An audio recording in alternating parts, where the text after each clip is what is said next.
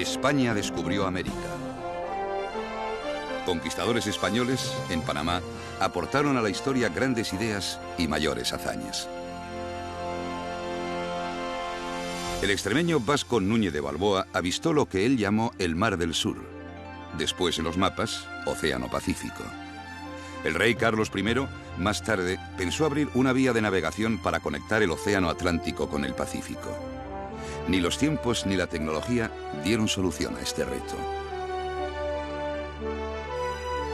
5 siglos después, una empresa española conquista para nuestro país la magna obra de la ampliación del Canal de Panamá. El Canal de Panamá, construido en 1914, constituye una de las obras de ingeniería más importantes de la humanidad.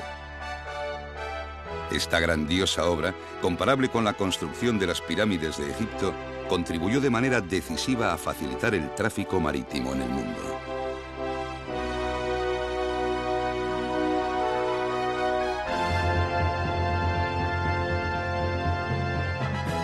Las dimensiones y el calado de los modernos barcos, unido al considerable aumento del tráfico en el canal, que obliga necesariamente a prolongadas esperas con su elevado coste, exigían unas condiciones de paso que el viejo canal ya no permitía. El gobierno de Panamá consideró en 2007 la necesidad de ampliar esta infraestructura y, tras la convocatoria de un concurso internacional, adjudicó la obra a un consorcio de empresas liderado por la española SACIR. 20 años después del descubrimiento de América, el conquistador extremeño Vasco Núñez de Balboa, durante la exploración del Istmo de Panamá, se adentró en la selva acompañado por un grupo de aborígenes que le sirvieron de guías. El marino se encaramó a la cima del Darién y desde allí, sorprendido y emocionado, contempló lo que dio en llamar el Mar del Sur.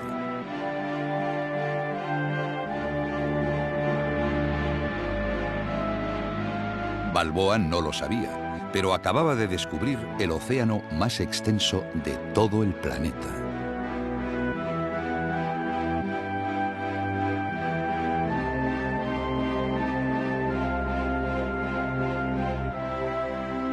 El descubrimiento del Océano Pacífico por Vasco Núñez de Balboa en septiembre de 1513 lo que supuso fue la apertura de un amplio abanico de posibilidades para la corona española y para los intereses de España en el siglo XVI.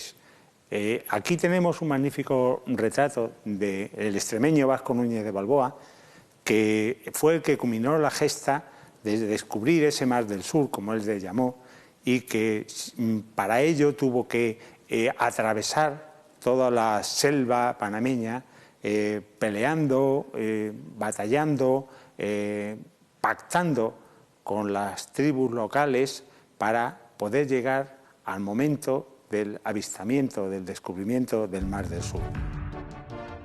Balboa, desde el mismo instante en que descubrió el Mar del Sur, denominado más tarde por Magallanes Océano Pacífico por sus tranquilas aguas, tuvo la idea de abrir un paso que lo uniera con el Atlántico. El extremeño ordena desmontar 4 bergantines. Forma una cadena humana con sus 190 hombres y un grupo de indígenas y los traslada desde el Caribe hasta el Pacífico. Cuadernas, jarcias, velas y pesadas anclas son transportadas a hombros en una ardua y penosa expedición a través de la intrincada selva del Darién.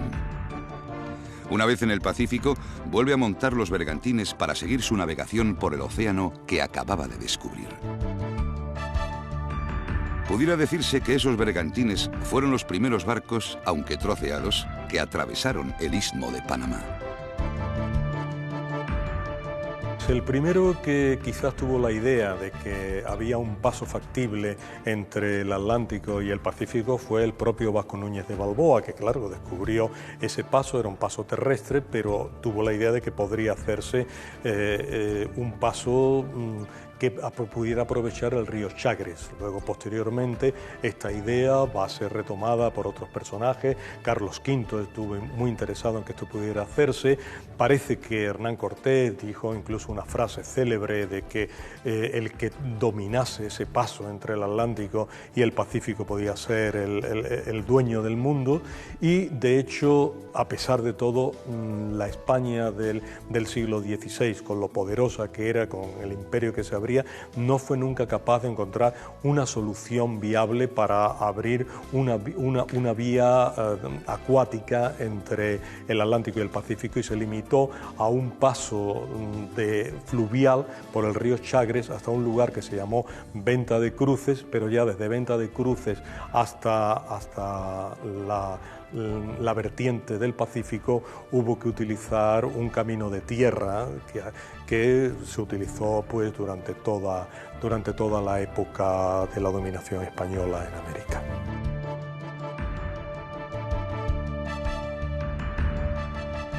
El intento más firme de construir un canal fue de España en 1529, para que los viajes de las tropas imperiales a Ecuador y Perú fuesen más cortos.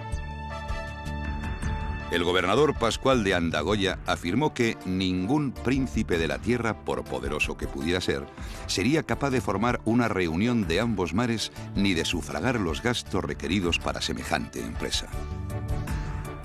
Tampoco los ingenieros pudieron convencer a Felipe II, el prudente, que zanjó el asunto citando a San Mateo: «Lo que Dios juntó, no lo separe el hombre».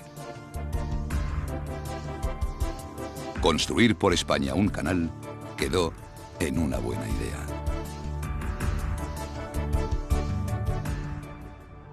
Durante siglos, navegantes, exploradores, potencias europeas y americanas se empeñaron en buscar el necesario paso natural entre los océanos Atlántico y Pacífico.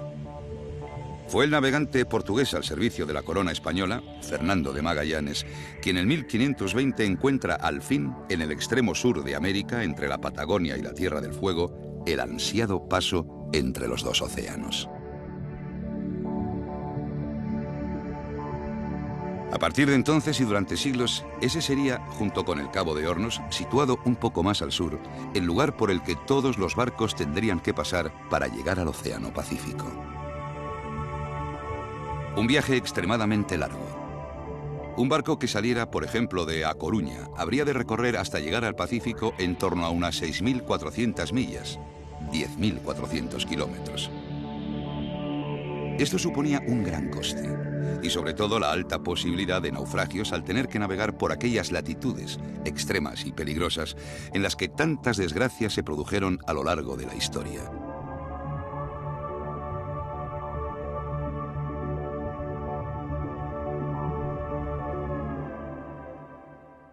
Las 300 millas que hay para pasar del Atlántico al Pacífico por el Cabo de Hornos son posiblemente las más difíciles que se puedan encontrar en todos los mares de la Tierra. Los constantes y durísimos vientos por la proa obligan a los barcos a permanentes viradas en un continuo zigzag.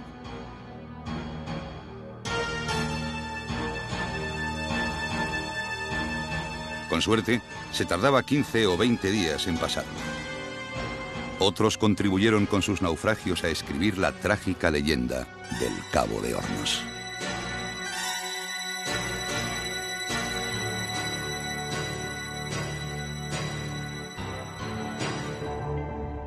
Habría que imaginar a aquellos aguerridos y curtidos navegantes que para llegar al Pacífico tenían que navegar miles de millas, sorteando multitud de peligros, contemplando desde la cubierta de su barco con gran frustración un mapa del Istmo de Panamá en el que apenas unos pocos kilómetros separaban el Atlántico del Pacífico.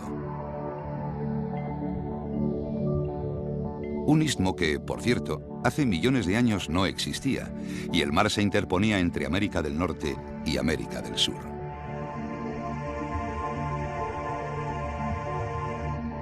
Como lógicamente no era de esperar que en los próximos años se desataran las fuerzas de la naturaleza para separar de nuevo por mar las dos Américas, el sentido común y práctico de los ingenieros de la época contempló la posibilidad de comunicar el Atlántico con el Pacífico.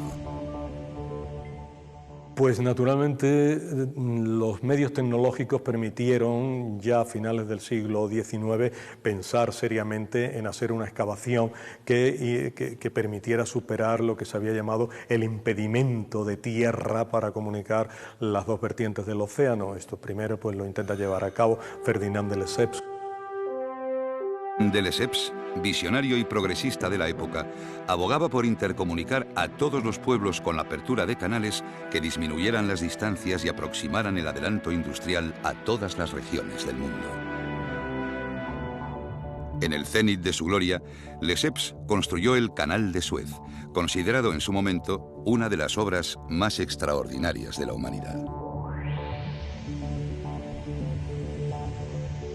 Este paso unió los mares Mediterráneo y Rojo, acortando la ruta del comercio marítimo entre Europa y el sur de Asia, y así evitar el largo rodeo por el continente africano. El 1 de enero de 1880, la empresa francesa Compañía Universal del Canal Interoceánico comienza las obras en Panamá. El propio Lesseps echa la primera palada simbólica en la boca del río Grand. El francés, en su intento de unir el Atlántico con el Pacífico, quería rematar su sueño de que quedaran unidos todos los océanos del planeta. Sin embargo, Lesseps encuentra en Panamá las dificultades que no había tenido en Suez. Lesseps termina el Canal de Suez en 1869-70 y se cree con la posibilidad también de abrir el Canal de Panamá, ¿no? Lo que pasa es que se equivoca en dos cosas. La primera es que cree que es posible abrir un canal a nivel, es decir, comunicando el Pacífico con el Atlántico a nivel, sin ningún tipo de esclusas. Y segundo, no se da cuenta de las condiciones sanitarias que podían sufrir sus trabajadores dentro de este recorrido, fundamentalmente a través de la malaria y de la fiebre amarilla. Se calcula que en torno a 20.000 personas perdieron la vida en los comienzos de la construcción del canal. A finales del siglo XIX, los médicos ignoraban que los mosquitos eran agentes propagadores de la fiebre amarilla y la malaria. Pero además de las epidemias, el terreno accidentado, el empleo de una maquinaria poco eficaz, unido a unos excesivos costes y la desgraciada humedad del trópico, tan distinta al desértico Suez, acabaron por frustrar el proyecto. Tras el abandono de Lesseps, Estados Unidos, ya potencia marítima y continental, tras haber destruido las escuadras españolas en Cuba y Filipinas, decide construir un canal en América Central. Finalmente entran en liza los estadounidenses, que son los que finalmente los van a llevar a cabo, posibilitando incluso la separación de Panamá respecto a Colombia, de la que formaba parte. En ese instante ya, por decirlo de alguna forma, España no cuenta, España ya está fuera de combate, ya incluso en la España triste de esa etapa de la Restauración, en que ya ha perdido incluso lo que se ha llamado el imperio insular, es decir, Cuba, Puerto Rico y Filipinas. Ya España está fuera de combate en ese intento de comunicar los dos océanos.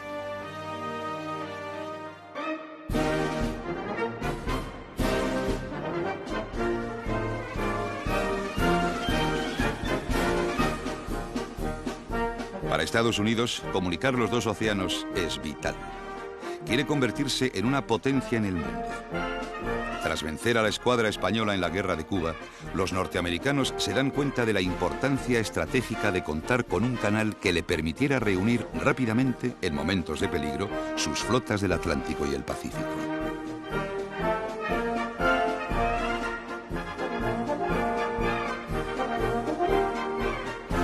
El contraalmirante Alfred Mahan, considerado como el ideólogo del imperialismo moderno, sostenía en su obra la importancia de la fuerza marina sobre la historia que las guerras se ganan desde el mar por el estrangulamiento económico del enemigo, puesto que el poder naval dominante hará desaparecer al enemigo de una determinada zona marítima o le permitirá aparecer en ella como si fuera un fugitivo.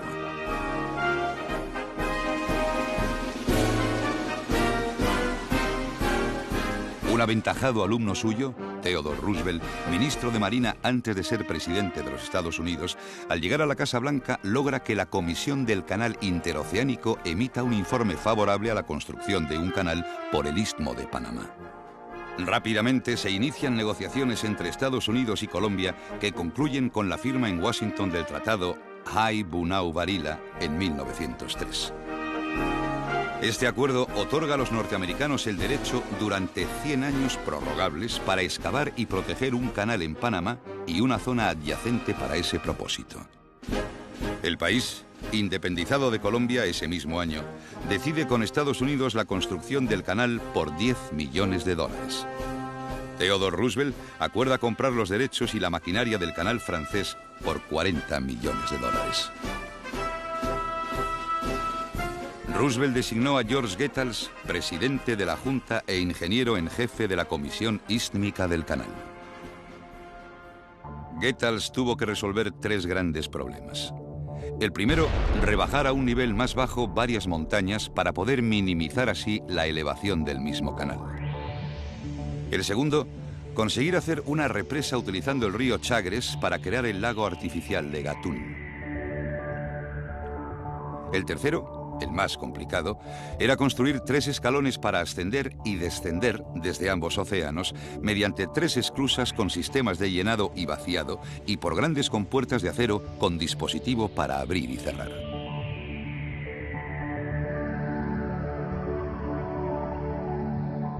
Las esclusas del Canal de Panamá fueron en su momento una de las obras de ingeniería más grandes de su época. En estas imágenes de principios del siglo pasado, cuando el canal estaba recién inaugurado, podemos ver el funcionamiento de las compuertas del canal.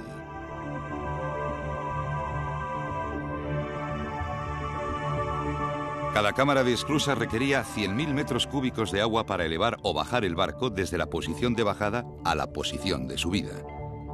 La maquinaria original de la puerta consistía en una enorme rueda dentada accionada por un motor eléctrico.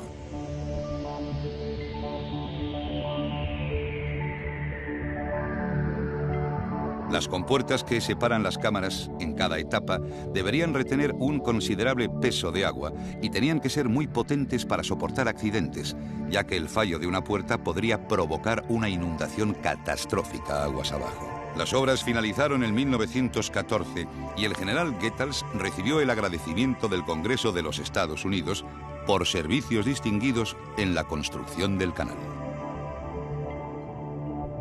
Goethals pasará a la historia como el hombre que logró una de las grandes hazañas de la ingeniería desde que los egipcios terminaron las pirámides: la construcción del Canal de Panamá.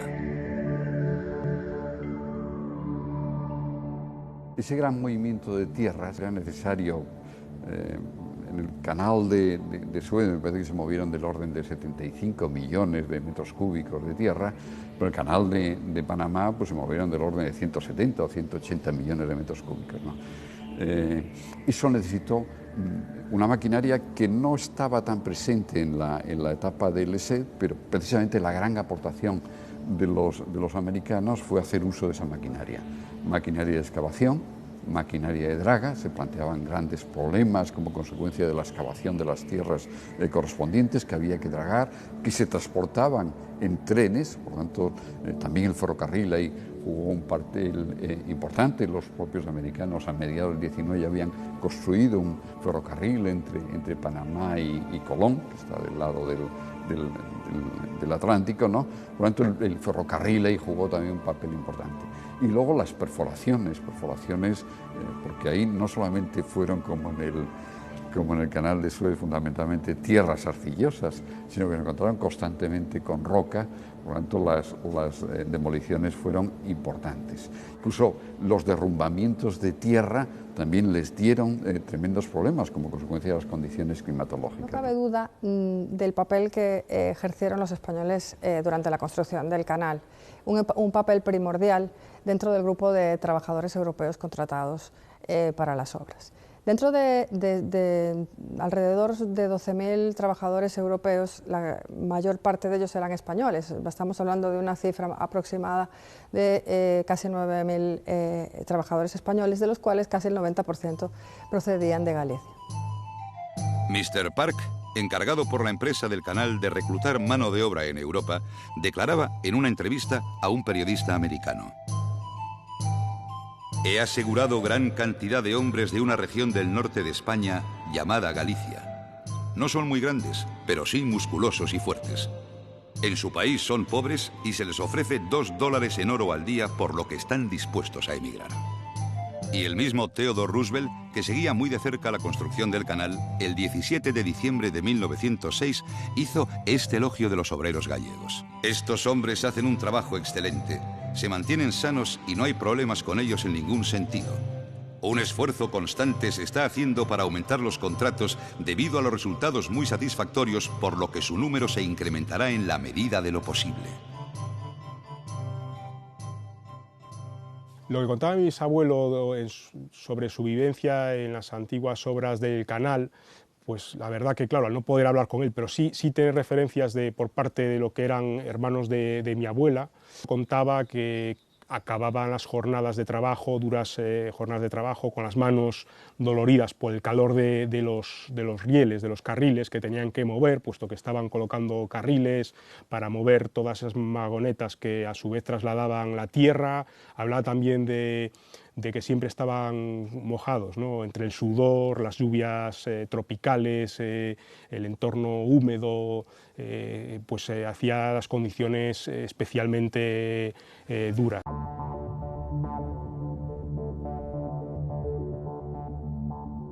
El tema del Canal de Panamá siempre me ha gustado, yo diría de toda la vida, desde que pequeño, y así pues uno va entrando en este mundo de la colección. Hay muchos objetos de un valor incalculable. Uno de los que yo más quiero, de los muchísimos que quiero, y más por el significado que tiene, es la estrella. Es una estrella donde aparece un número, y ese era el número del español. En este caso de la estrella se la daban a los españoles, a los gallegos que venían, a los europeos que venían a trabajar a Panamá. Entonces la estrella se la tenían que coser en la camisa, era obligatorio que estuviera en la camisa, y era la forma de pagarles. Era la forma, porque cuando iban a cobrar el pago que se lo daban semanalmente, iban a estos trenes que estaban en la vía del canal, entraban y por el número es que le pagaban las horas trabajadas. Pero estas estrellas de estos españoles tenían un problema serio, que al momento de trabajar les picaban. Entonces, ¿qué hicieron muchísimos? Troncaron o cortaron las puntas, o otros muchos doblaban las puntas hacia adentro. O sea que estaba la punta pegada, pero bueno, doblada, ¿no? Entonces, en el libro aparece la estrella completa, tal como debió ser, ¿no? Pero aquí en el museo ya tienen piezas de estas cortadas, ¿no? Que tienen un valor incalculable porque pertenecían realmente pues a una persona, ¿no? ¿A quién? Es lo que no sabemos. En el canal trabajaron 75.000 obreros. Entre accidentes y malaria murieron unos 25.000. Se excavaron 182 millones de metros cúbicos y tuvo un coste de $400 millones en la etapa norteamericana y de 200 en la francesa. Las obras duraron 11 años. Fue inaugurado el 15 de agosto de 1914. Al vapor estadounidense Ancón le correspondió el gran honor de cruzar por primera vez el canal. 400 años después de que Núñez de Balboa lo hiciera con 4 bergantines despiezados sobre las espaldas de sus hombres. Con su puesta en marcha, las distancias y tiempo de la comunicación marítima se acortaron espectacularmente. Esto permitió dinamizar considerablemente el intercambio comercial. El Canal de Panamá está considerado como uno de los grandes triunfos del ingenio humano. Los buques, en recorrer los 80 kilómetros que separan el Atlántico del Pacífico, emplean entre 8 y 10 horas tras superar los desniveles merced a un sofisticado sistema de esclusas.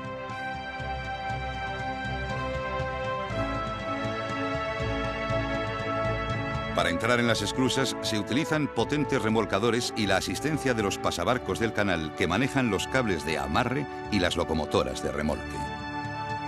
Se accede a las esclusas por sus gigantescas compuertas que alcanzan los 25 metros de altura. Desde las casetas de control, un operador cierra las compuertas y con solo la fuerza de la gravedad, el agua fluye sin necesidad de bombas de una cámara a la otra a través de enormes túneles. El llenado se hace en solo 10 minutos y son necesarios 100.000 metros cúbicos de agua.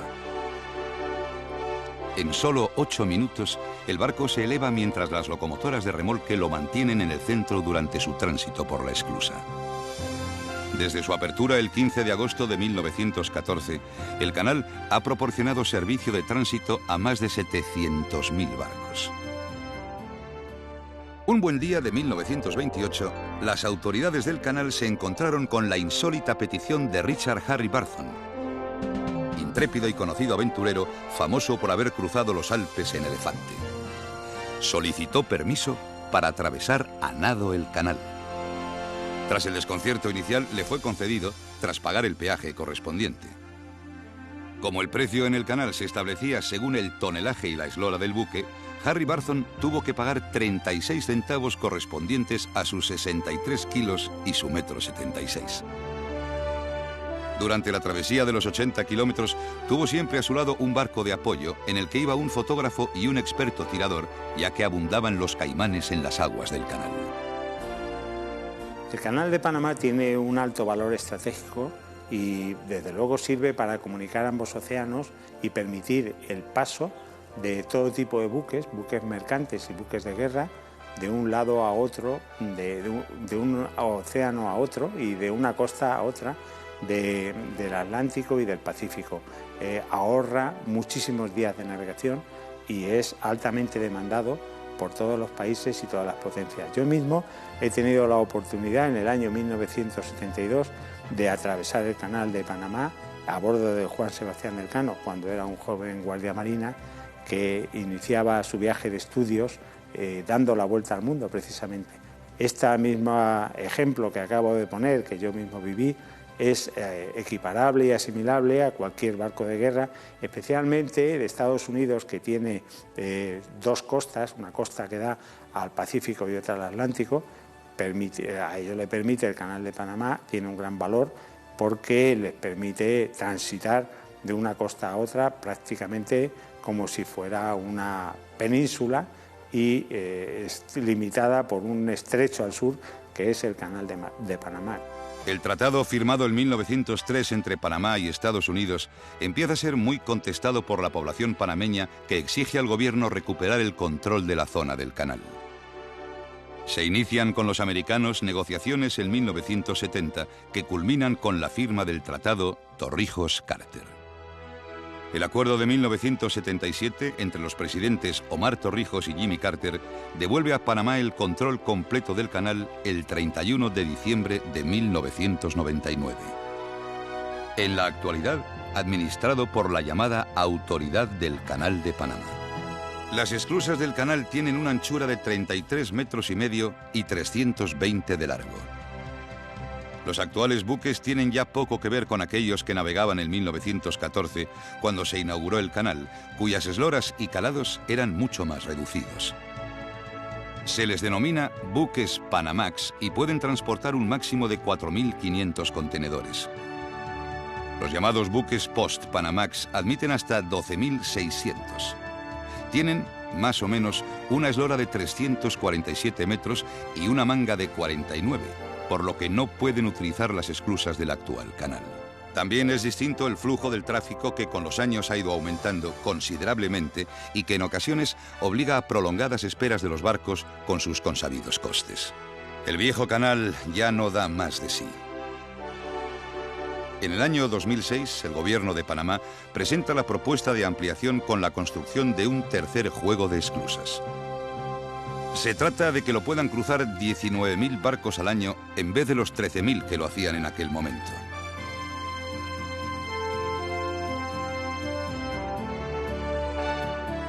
El gobierno consulta en referéndum a la población, que mayoritariamente se inclina por el sí, y convoca un concurso internacional para comenzar cuanto antes las obras. Se presentan empresas punteras de varios países y el consorcio Unidos por el Canal, liderado por la empresa española SACIR, gana el concurso. La ampliación del Canal de Panamá ha sido muy importante para nuestra compañía porque ha demostrado la capacidad que tenemos para hacer y gestionar cualquier tipo de obra, por muy compleja y grande que sea. También pone de manifiesto la apuesta tan importante que nuestro grupo tiene por la innovación y por dar satisfacción a los clientes. En este caso, al pueblo de Panamá, generándole una gran infraestructura que será una fuente de riqueza extraordinaria.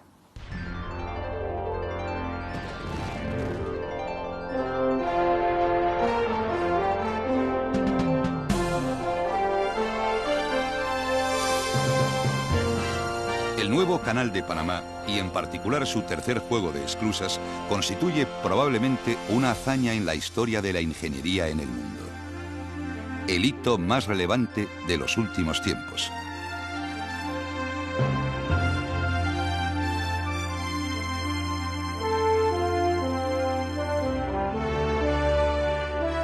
Las dimensiones de la obra conlleva unidades ingentes de material y recursos humanos.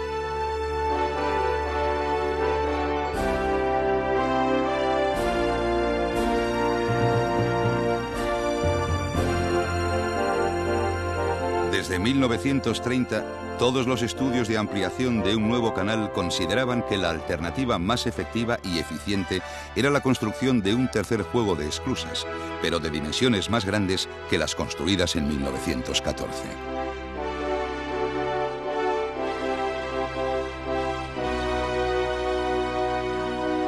El Canal de Panamá tiene por su lado occidental al Océano Pacífico y por el oriental al Océano Atlántico.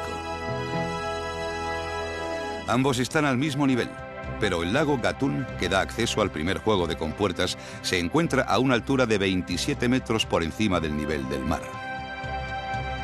Esto se salva actualmente en la zona de Gatún y la zona de Pacífico mediante dos juegos de esclusas. La ampliación del canal consiste en construir un tercer juego con unas dimensiones superiores a las actuales, con lo que se consigue triplicar el paso de los buques empleando el mismo tiempo.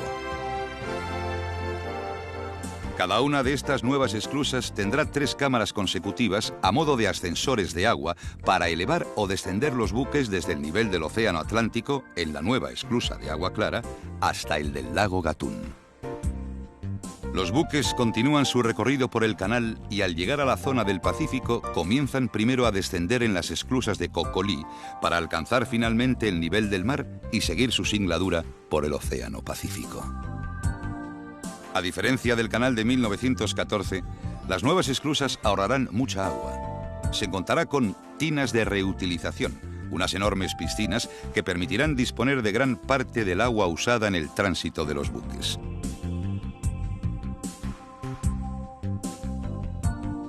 En estas esclusas, en comparación con las actuales, se utilizará un 7% menos de agua a pesar de que el tráfico por el canal va a ser prácticamente el triple.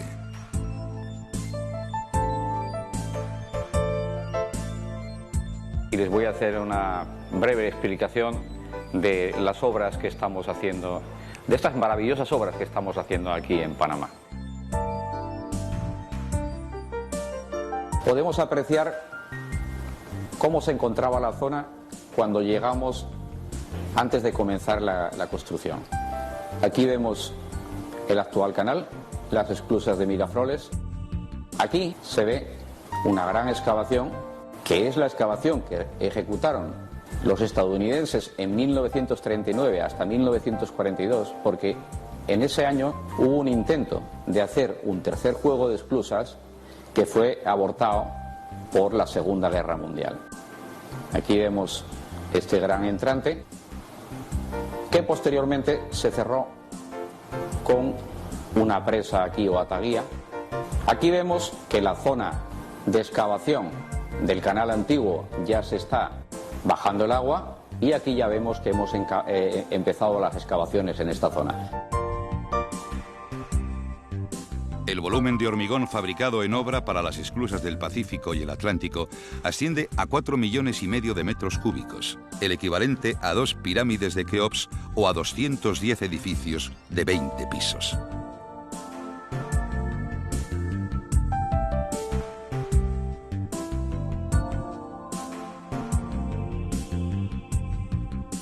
El acero armado utilizado, casi 250.000 toneladas, equivale al que habría de usarse en la fabricación de 23 torres Eiffel.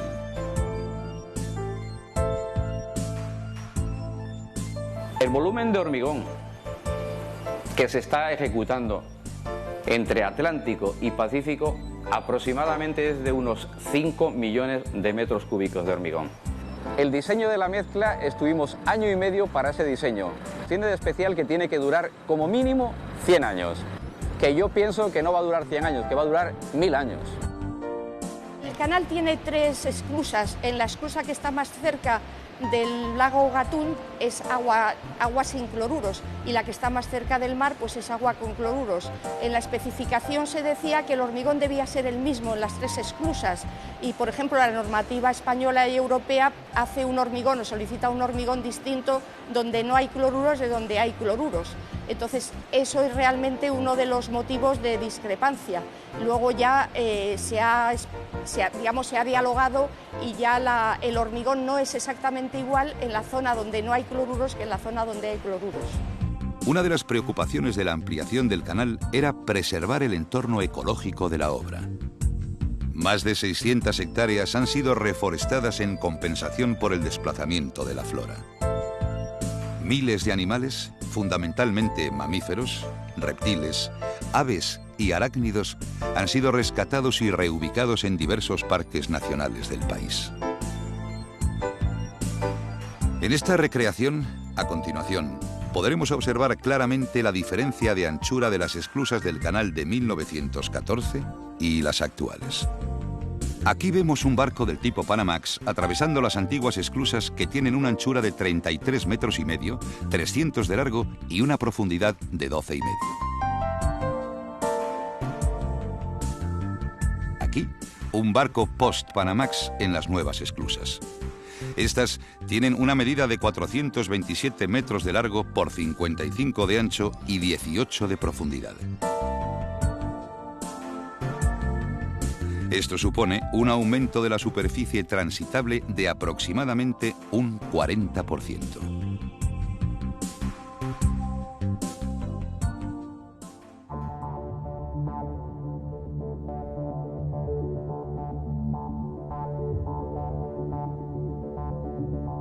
Aquí en Italia estamos fabricando las 16 compuertas que van a constituir una de las partes fundamentales del canal. Estas 16 compuertas se van a introducir dentro de las esclusas y permitirán que los barcos crucen ese futuro canal, ¿no?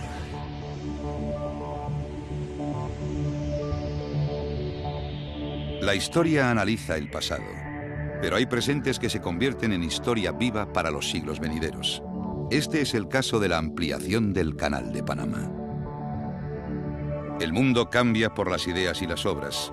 Los grandes avances corresponden a profesionales de gran formación. Hombres, máquinas y la nueva tecnología son el mejor activo para la realización de grandes obras. España es un ejemplo en el mundo. Estamos en el corazón de los conductos del Canal de Panamá. Lo que tengo a mi espalda es el Central Connection, es la conexión del conducto principal con los conductos de alimentación de cada una de las cámaras. El conjunto de conductos, túneles por los que va a circular el agua para el llenado y vaciado de las cámaras, todas las paredes han sido pulidas de forma que no tengamos siempre el régimen laminar del agua y nunca pasemos al régimen turbulento. Ahora mismo estamos en el puerto de Trieste, donde embarcamos las compuertas y una a una, tras 8 o 9 horas de navegación, llegan aquí a Trieste en una barcaza. La barcaza la equilibramos delante de un buque y estas compuertas las trasladamos dentro del buque. En total pondremos 4 compuertas dentro de este buque y a final de julio está previsto que el buque zarpe hacia Panamá, donde llegará aproximadamente un mes más tarde. Los reyes de España, siendo príncipes, visitaron las obras de ampliación del canal. En su recorrido, conocieron su avance y recibieron explicaciones por parte de los responsables de su ejecución. Sin duda, esta es una obra que demuestra el gran nivel tecnológico de las empresas españolas. Un orgullo para la marca España.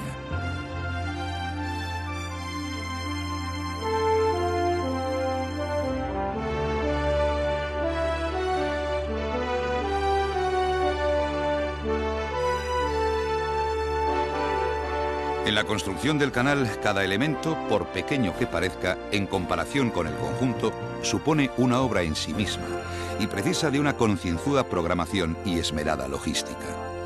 Esto lo podemos ver en el embarque hacia Panamá de las compuertas fabricadas en Italia. El espectacular viaje por mar fue noticia destacada en periódicos e informativos de radio y televisión de todo el mundo. El proceso de traslado y colocación de las compuertas fue uno de los momentos más emocionantes de la obra. La expectación fue máxima entre trabajadores y técnicos. Se estaba haciendo historia y todos lo sabían.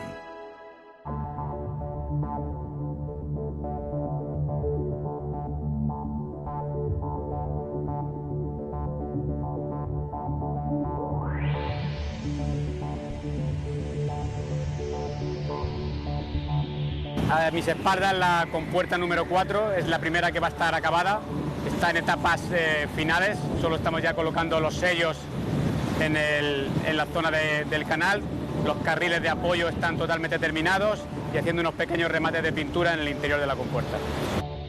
Las compuertas están ubicadas en un nicho de un lado de la cámara y se mueven de un lado al otro del muro de la esclusa, a diferencia del sistema de bisagras que caracterizan a las compuertas actuales de 1914.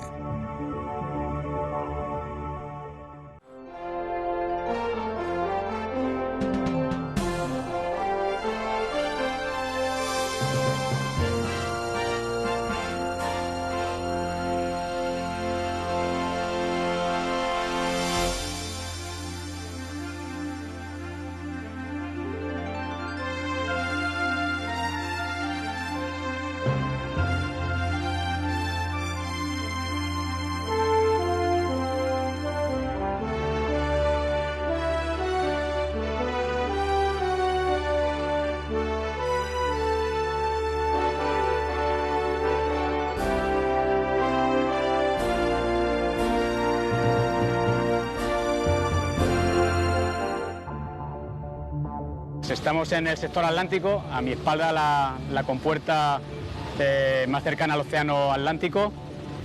Podemos apreciar cómo se está moviendo. Estamos en fase de pruebas de tiempos de compuertas. Hasta ahora todo muy bien, los tiempos de apertura y cierre de compuerta incluso por debajo de lo requerido por el cliente. Una pieza de más de 4 millones de kilos, moviéndose con esa suavidad y a esa velocidad, es impresionante. El total de la operación somos capaces de reducirlo en algo más de un minuto. Si consideramos que eso supone pasar casi una nave más al día, en términos económicos para nuestro cliente, pueden ser cifras tremendas. Estamos en el canal de aproximación Gatún, al norte del complejo de las esclusas del Pacífico, y vamos a dar un paseíto en nuestro recientemente estrenado barco de visitas hacia las primeras compuertas. Estamos navegando rumbo hacia el login número 1, las compuertas 1 y 2, que las veréis inmediatamente ahí delante, y esta es la dirección que llevan los buques dentro de unos meses. Estamos frente a la compuerta número 1, detrás de esta compuerta que veis ahora mismo cerrada y otras 7. Estamos en diversas operaciones, por tanto, por lo que esta compuerta necesita estar cerrada, y como veis no está en su nivel máximo de llenado, nos falta todavía un nivel más de llenado.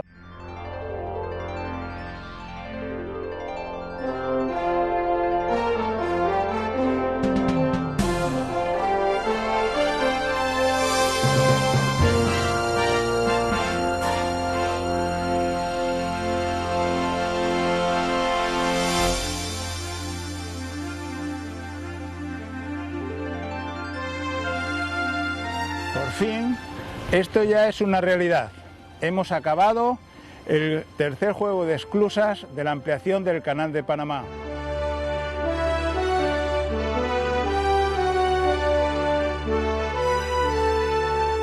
Lo que hemos procurado desde Marca España es divulgar, poner en conocimiento de los extranjeros fundamentalmente, pero también de los españoles, nuestros logros, nuestros atributos, todas aquellas cosas por las que nos tenemos que sentir orgullosos y muy orgullosos.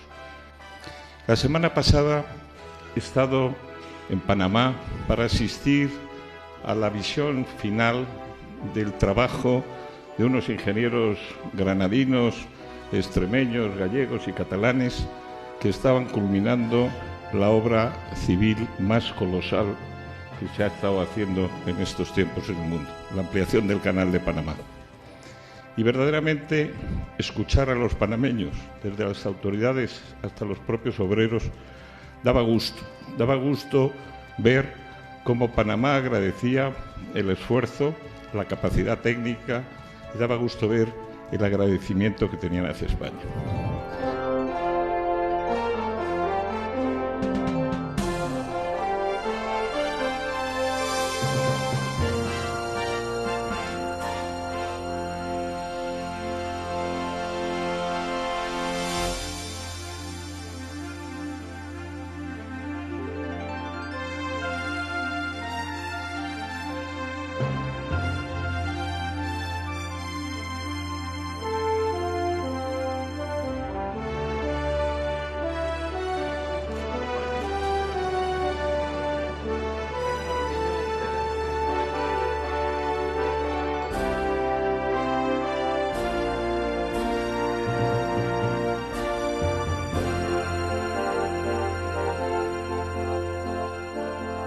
En nombre del Gobierno de la República de Panamá, me complace dirigirme a la nación y al mundo hoy 26 de junio de 2016, una fecha histórica en la que estamos celebrando la inauguración del tercer juego de esclusas de nuestro canal interoceánico, el cual representa uno de los principales activos del pueblo panameño puesto al servicio de la comunidad internacional y del comercio global.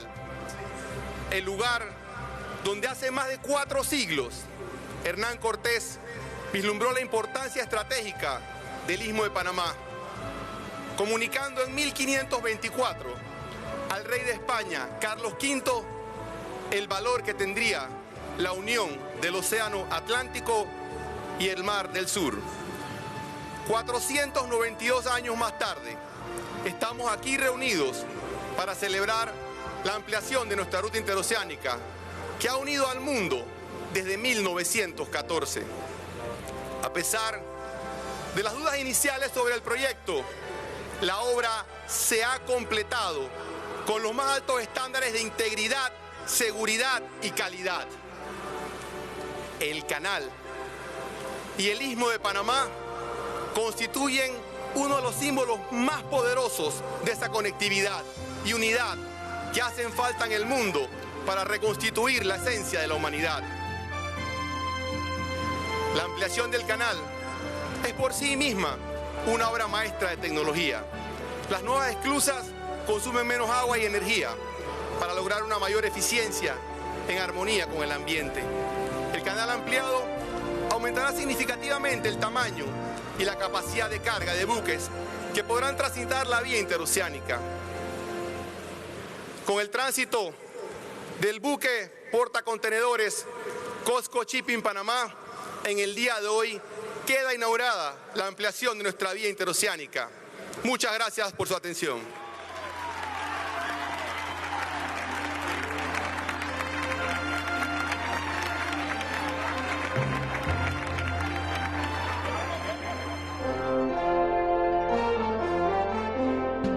El español Vasco Núñez de Balboa consiguió en el siglo XVI atravesar el Istmo de Panamá con 4 bergantines despiezados sobre las espaldas de sus hombres.